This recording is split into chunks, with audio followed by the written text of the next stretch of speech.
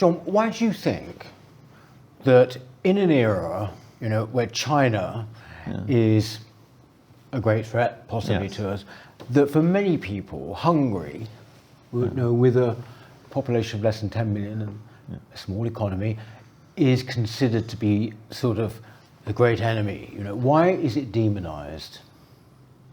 Well, it's demonized because I think it represents a society which we all of us remember from the societies in which we grew up, in which the government is not particularly interested in your ideas. It lets you get on with life. It is in the old-fashioned sense of live and let live. It is liberal. And that's true for conservative governments in the past as well. What you now have is governments which really constantly examine their subjects' morality and want to actually change this morality and persuade them to adopt another one. If you think that odd, think of the way the Scottish government now is trying to say that even conversations around a family dinner table should now be, in a sense, listened to, recorded, reported for, quote, I think racism and other things like that.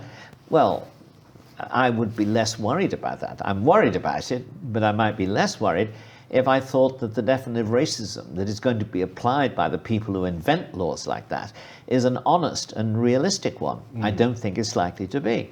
I think it's likely to be something where they will be used against their enemies. And of course they will corrupt the family if they persuade wives and children and husbands to inform against each other.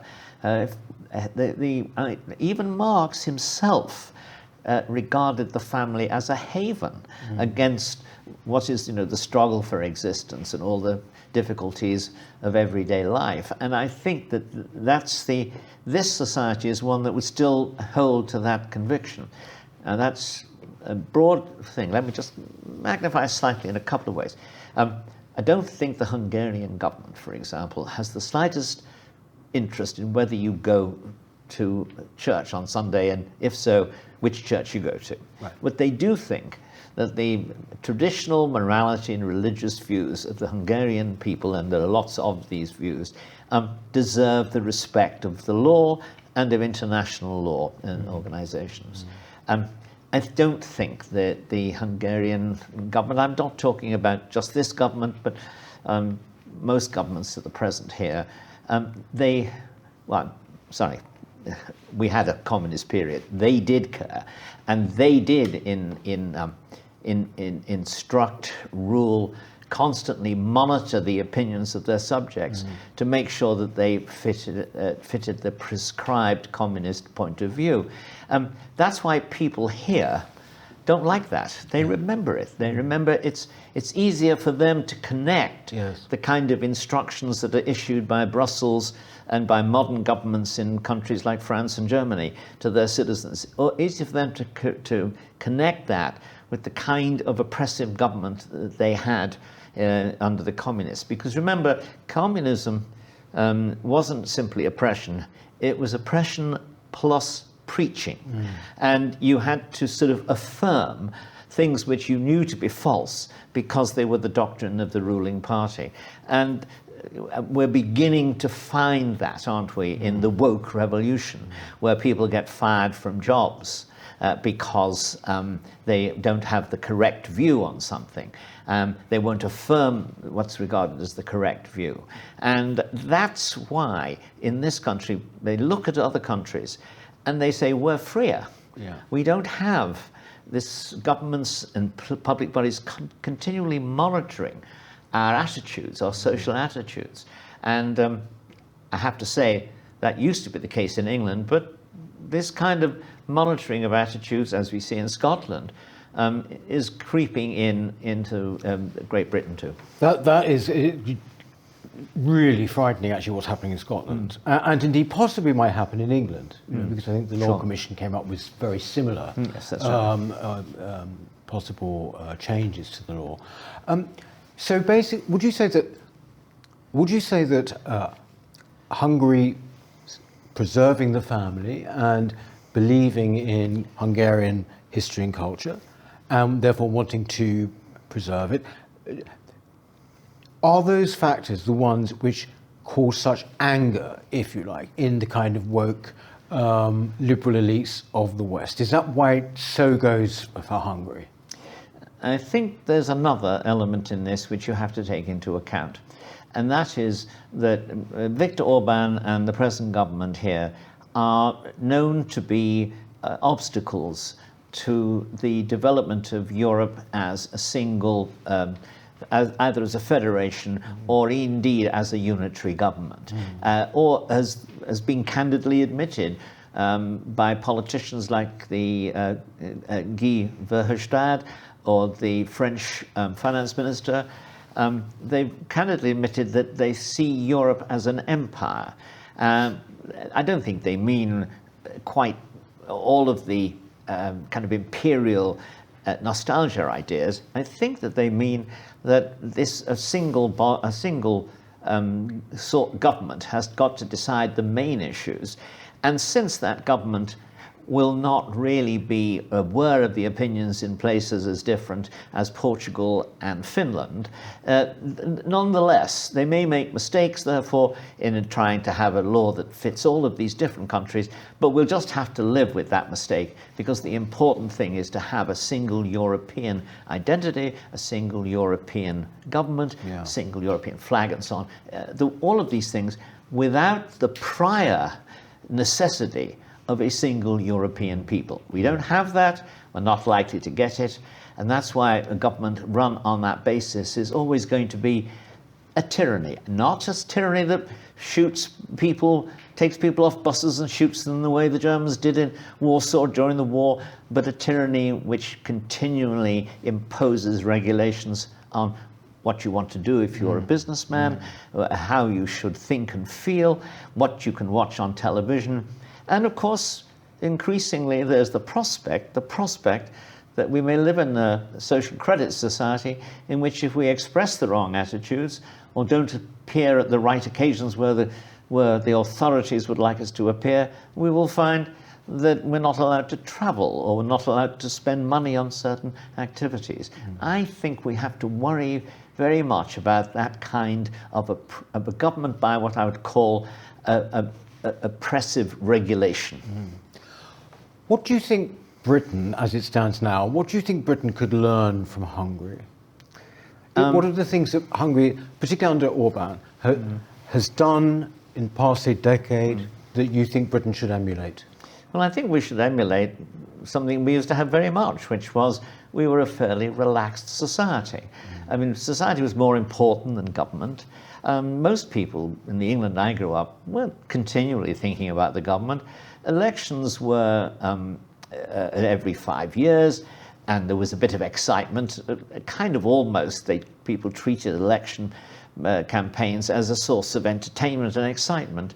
Of course, there was real principles were being disputed, but you didn't have the phenomenon of people who wouldn't date or marry somebody who had the opposite political partisan identity. It seems, to me today, it seems completely absurd that because after all, half the people that I dated with were in fact people I disagreed with. I used to like dating left-wing girls because it gave you a topic of conversation. Well, but this is a huge thing. I mean, the way in which people have become tribal now in the UK. Also, there is this sort of thing whereby what you believe is a moral signifier, isn't it? You certainly get that in Britain. So basically, you think that we should be more relaxed, as we were. Yeah. What other particular things do you think that has happened in Hungary? For example, on immigration, they famously come to loggerheads with the EU about this, much tougher, but it seems to have worked quite well. Well, of course, a lot of the people who denounced, in Europe, who denounced the government here, Mr. Orban, as a fascist and so on, over his decision to actually to follow European Union rules and insist that people entering the first country they came to in the EU would have to be properly registered, which, of course, many of the asylum seekers were not willing to do because they didn't want to stay in Hungary. They wanted to go to Sweden or to Germany. So actually the very first thing that he did, which started the crisis, so to speak, following Angela Merkel's inviting everybody to Europe, the very first thing he did was following the rules, which she had not done. She was inviting people to come to Europe. The Dublin rules suggested that they should go to one European country and there register, whichever European country they happened to come to first, so to speak. So what was interesting was that the establishment lined up to attack Orban because he was in fact following their own rules. And subsequently, of course, they all adopted the policy that he had advocated, including people who'd strongly denounced him. So that's why, that's one reason why there is resentment, I think. He has exposed a certain hypocrisy in the European ruling establishment. A very good point on this is made by, in his book, by Douglas Murray, which is that he spoke to a Christian Democrat MP in Germany. The MP was strongly in favor of liberal immigration rules, and was very much against restriction policy. Douglas asked him, but isn't it the case that the reason you're not getting any immigrants now is because you've done a deal with the Turkish government not to let them through to Europe? And that's the reason that you can afford an open policy, since you know no one is going to be allowed to come to the door in the first place. Well, the man just denied that this was the case. Everybody knows it's the case. But European leadership seems to be more inclined to hypocrisy than national governments. And I think that's because they're further away from a real electorate, they're further away from reality, and they can afford to pose without that pose being exposed as it would be in normal democratic debate. Yes. And also, by the same token, there has been this preservation of the family unit here, and very particular, and also demographics as well. Hungary's population was going down, wasn't it? And in fact, they've been quite successful, have they not, in actually kind of getting it up again? Yes, we shouldn't exaggerate their success. They don't.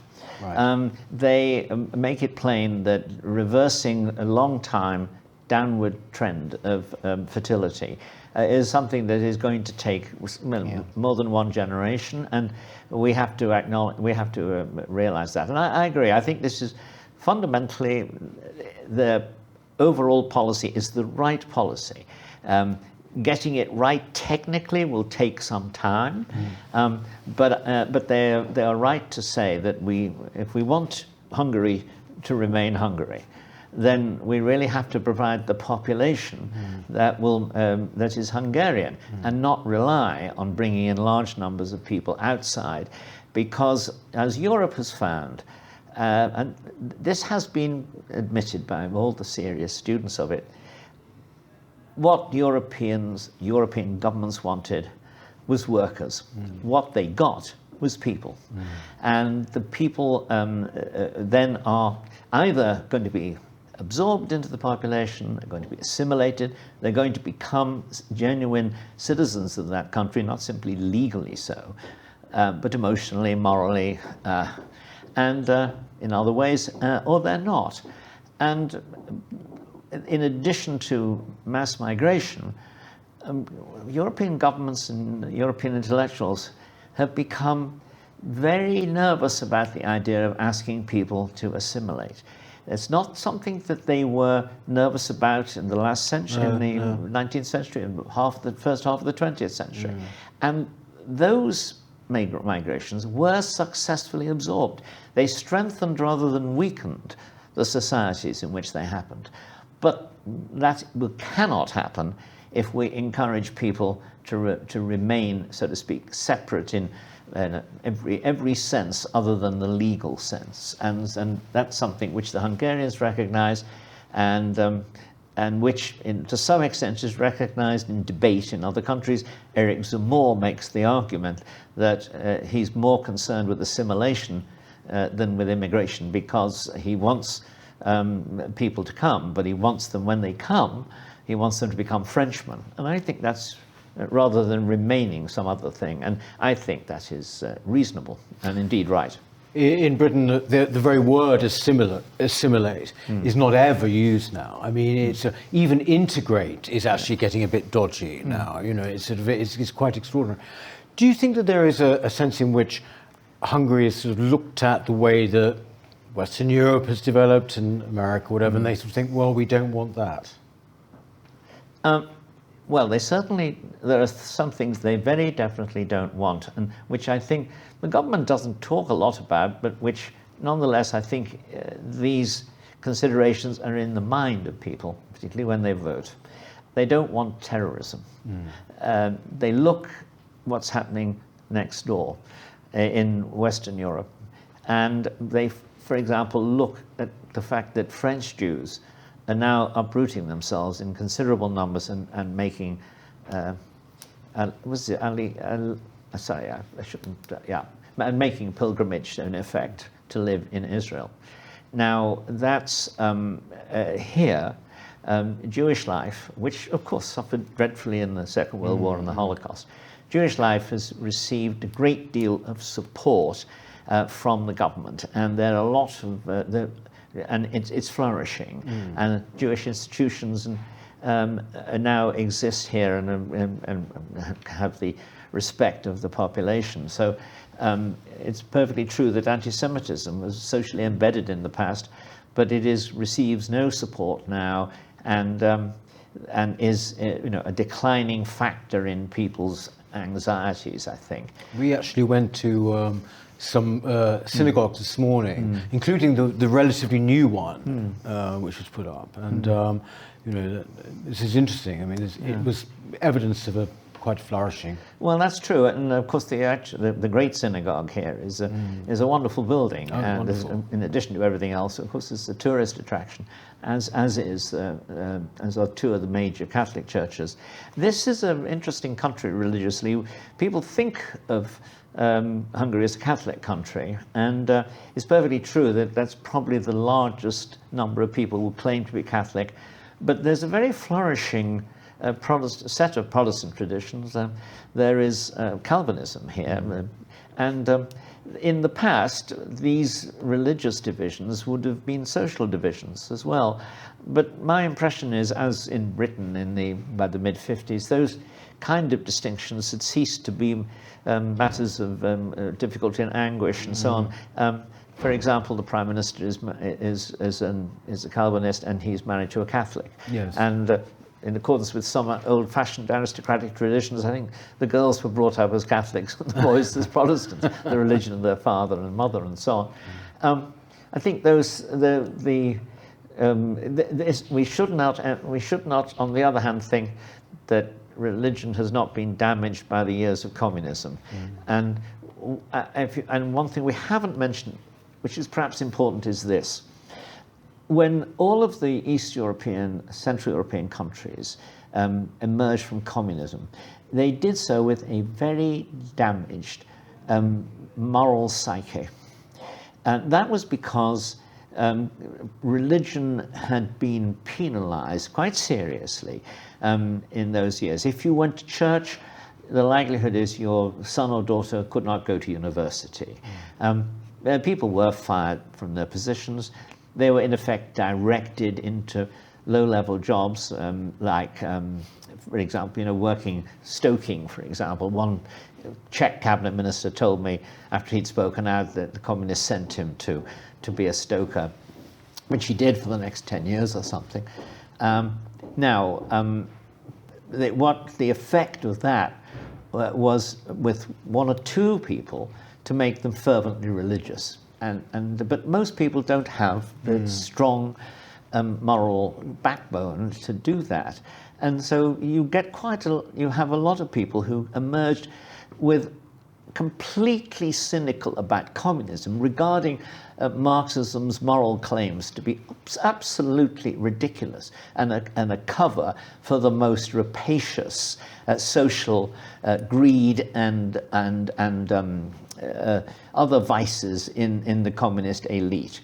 But this lack of belief in communism led to a moral vacuum, and that's going to be take a bit longer to in a sense fill that with the people who are unhappy. Some will die, of course, in the natural course of things. The question, therefore, is how can we instill in people strong, decent moral values through education? And that's, of course, why the government is interested in education as a method of transmitting existing moral traditions in society. And, of course, they look at America and they see the woke university transmitting not the traditional values of society, but a repudiation of them, coupled with what looked like the old ideas of the communists, which led to such moral disaster and to the moral vacuum in their own societies. So here you will find quite interesting criticisms of the woke world that they see on the other side of Europe and in America. They look at this and say, that's the kind of thing we used to hear from the communist government. You mentioned their education and why it needs to, or in Hungary, carry on these moral values and traditions. That would seem to be the case with MCC here in Hungary, which we've spoken to the head of the MCC. This has been characterised, John, as being an educational project which sort of aims to create a new conservative elite. Would you say that that is a good characterisation or not? I don't think it's the whole truth. No. I think partly it's the truth.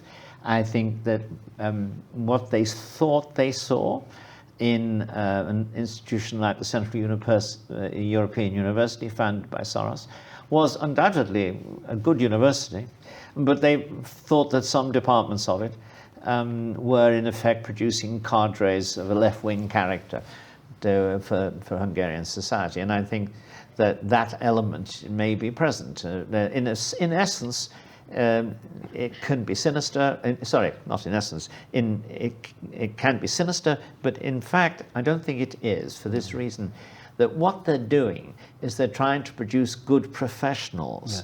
And what we should be trying to do in England, for example, looking at the civil service, we don't want to have people who join the civil service in order to transform society. It's not their job. Their job is to run society effectively on behalf of the government and so on. Now here, I think they're doing the same thing. I think that all the people I've met from that school, from MCC, and I've not met all that many, but I've been to many of the meetings. The younger people you meet there seem to me to be being educated to be first-class professionals in their field. The difference is that this is an institution, as I understand it, which in a sense recruits people who could need a helping hand and takes them through university and beyond. It is attempting to, in a sense, to give them at every stage of their lives an opportunity. And I think that's a good thing. It's something that happens in our society in the past quite normally. I mean, what are scholarships? Yes, yes. And this is fundamentally a scholarship program on a big scale, with a lot of thought that's gone into it. And the kind of education they get is, I think, a very solid one. That, by the way, one should say that the one thing you might say about the communist period, although a lot of it was indoctrination, they did in fact teach traditional subjects quite well. And so people emerged from a good gymnasium and the communist years here, and they emerged with maybe timid and fearful of the authorities, anxious to parrot communist propaganda, but they knew their subjects, and they were able, if they could shake off that indoctrination, they were able to compete in the world, and they of course have a record of doing well outside Hungary. When I first heard about MCC, for example, I was really excited about this idea. You know, Yeah. there was this new project, and I remain so, because I sort of think, why can't Britain have something like that? That was my feeling about it. I mean, it would be wonderful when you look now at the way that people say, you know, in our schools particularly, indoctrination seems to be pretty rampant now, and there are just examples every day. Something like MCC in Britain would surely help the situation, wouldn't it? Examples of what then? Well, examples of, well, for example, political indoctrination by teachers, whether it be crude, like writing hostile letters to the Prime Minister, right through, more importantly, to these identity politics seminars that kids have even at a very young age. Of course. Trans identity, kids in Brighton being taught they are not racially innocent, things like this. What you're describing is indeed sinister, because it is the inculcation and enforcement of a particular metaphysics of ruling and being ruled and ruling oneself. It's not teaching people to think seriously about religion or about social justice or about public morality. It's teaching them instead to sign up for a kind of Red Guards ideology, simple-minded ideology, which is nonetheless, but nonetheless includes the idea of a brutal enforcement on other people of their own age, but on their teachers. I mean, all of these woke ideas originally flowered in the Cultural Revolution in China. You know, pupils murdered their teachers in that. They beat them savagely. Now, I mean, there might be a few children at school who've wanted to do that in fantasies, but the idea of society actually approving of this and using the children as a way of changing the mental outlook of an older generation, which is one purpose of that, is absolutely vile, and that's why, you know, there's a liberal society like the ones we have lived in all our lives is very strongly preferable to a society of regimentation, where you don't achieve order in society by rules which say, these are things you can quarrel about, of course, but you're not allowed to enforce your will by violence. And because, of course, that's what a liberal society is like, learning to live and let live. It's, you know, the old remark in a pub row, well, it's a free country, is basically a polite form of disagreement. Yes. I say that to you when I'm disagreeing with you, but saying, well, legitimate, you do that. Now, that's not the rule in a woke society, either in the 1960s Chinese Cultural Revolution or today in advanced and good universities. The rule there is, it's not a free society because you're not allowed and shouldn't be allowed to express that opinion. So effectively, we have a choice made here, and this country, in the sense which I've just used the word liberal, is still that country. You can express points of view which differ from the ruling class, and there isn't fundamentally a ruling elite which is interested in transforming you. It's interested in giving you the opportunity to learn, and I don't want to idealize this place. There's lots wrong with it, but it's simply not falling victim to the worst follies of the age, which are to be seen in places like Harvard and Cambridge, and which are a good example of the old classical line: the corruption of the best is the worst possible outcome. And or, you know, what is it? Lilies that fester smell far worse than weeds. Yes. Actually, you know, you mentioned there, people said it's a free country in order to disagree politely. You just don't hear that anymore. You don't hear it. Very rarely do you hear it said in conversation. Yeah. It's interesting, isn't it? Finally, Tom, thank you for. Finally, I met recently here a young journalist from America, and he'd moved to Hungary. And his reasoning, he said, was because he got tired of being a fish swimming in poisoned waters. That's how he put it. Yes. And I immediately saw what he meant. Do you understand that? I mean, do you understand what he meant? Yes, I mean, I think I would understand it if I hadn't also seen societies which illustrate that. I think we can all understand it, really. Yeah. It's a good metaphor for this. One of the reasons may be that in the UK, and far less so, but unfortunately in America too, that this kind of woke ideology has taken root, is because there was this kind of self-hatred, self-criticism, which had got out of hand, if you like. Is that the situation in Hungary? I mean, is there that level of self-criticism anyway, historically? Or is it sort of really, sort of, therefore, you know, in some ways it's sort of protected from woke in that way? I think it is said by the Hungarians themselves that, and sometimes by critics, that Hungary is the Hungarians are the loneliest people in Europe, and by that people mean that this is a country in which all of their surrounding neighbours speak a language that is completely different to their language.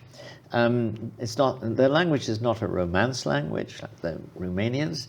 It's not a Slav language, and it's not it bears very little relationship to the German and French languages, or the dominant languages of Western Europe. And they have a good relationship with the Italians, which is interesting, but they do feel, I think, to be isolated, and to have little defense against enemies. This is a place which is basically a plain, and they don't have, like another people like the Swiss, they don't have the defences of either money or mountains that the Swiss have got, and so they feel, I think, always vulnerable, and that's an awkward feeling. And I do think that they have these facts mean, and their history has given them a pessimism. But I think their experience of the two, living under two dictatorships, particularly, I mean, the period in which Arrow Cross under German auspices in the 1944 ran them in an extraordinarily cruel and vicious way, as bad as or worse than the Nazis, people will tell you. And then the communists, who were in power for a very long time and softened towards the end, but nonetheless, for a lot of the time, were an oppressive, very oppressive regime. And I think that has given them partly a toughness, but also it's given them the sense that they can recognize an oppressive set of ideas when they see it. They feel it, they hear it, and they don't think that that's true for you and me. They think that, in a sense, we've lived pampered lives in regard to oppressive governments, and they admire very often our institutions and ourselves. Be interesting. I mean, when I'm listening to people talk about England in England, I find this cultural self-hatred is very strong again and again, particularly, of course, in the Remainer people with the Remainer opinions, but then their opinions probably dictated their Remainerishness. And I then remember I was in Prague with Radio Free Europe, Radio Liberty, which drew upon any number of other countries. We broadcast services to 22 countries in 28 languages. And when the expenses scandal broke, the parliamentary expenses scandal broke in England, I would be sitting in the coffee shop in our building, and people would come up to me and they would say, "I'm so sorry, John. I'm so sorry for you."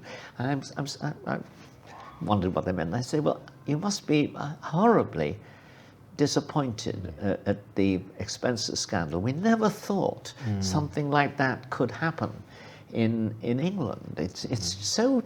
Now you realise that these people from the Central Asians, from Afghanistan, from Eastern Europe, from the Balkans, you realise that these people had a very clear idea of England. Was it an accurate idea?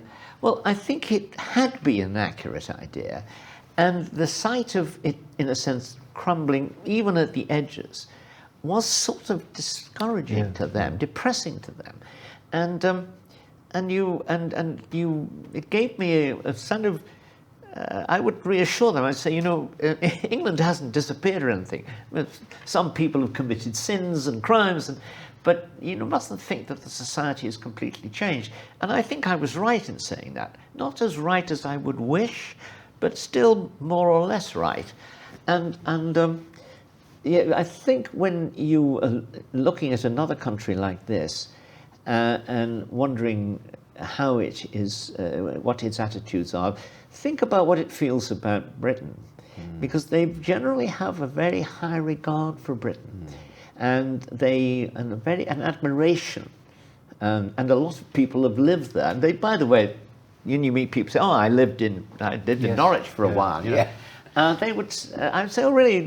Oh, yes, had a lovely time," and they almost always speak very well about England. So the view isn't simply a historical one; it's a view of today, and I think that when they are looking at their own state of affairs, they've tended to make us a kind of a model against which to compare. That's why I think there was genuine distress about Brexit here sometimes from people who didn't want to lose us, and that's quite true. I mean, and I am a Brexiteer, and I would say, well, I understand that it's flattering, but we shouldn't. We have interests of our own we have to preserve. So here, I think, if we looked at this country here, we would say about it, this is a place which has had a much tougher time than we have. But it's better than it was. And one of the things that I notice about it is it's a bit more, in a curious way, like we used to be. And those aspects of their life, they value, and as we once valued. And it's extraordinary to me that a country which, in a sense, they look up to in many respects, is a country that is a country which I am now finding as saying, I feel very comfortable here. And by the way, I don't think there'll be a change of government in the election. I'm not involved in that at all. But if there were a change of government, I think that in this respect, I think the Hungarians will be, I don't think Hungary will change from the kind of country it is to one I would like less. It's a lovely way of finishing. Thank you very much, John. Thank you. Hello. If you're enjoying the New Culture Forum channel and you believe in our mission, may I invite you to join our membership scheme at the link below or on our website, newcultureforum.org.uk. Our work is more important now than ever, and we have great plans ahead for the future, but we can't do it without your support. From as little as £3 per month, you can help ensure that we continue on our mission. As a member, you'll receive a range of benefits, including access to exclusive content, invitations to our private events, including here at our studios, free copies of our books, and much, much more, including, of course, our famous NCF mug. If you aren't able to become a member, then please help us by clicking this button and subscribing to our channel. It's completely free. Just remember to also click the bell icon so that you can get notifications when we post new videos. Thank you.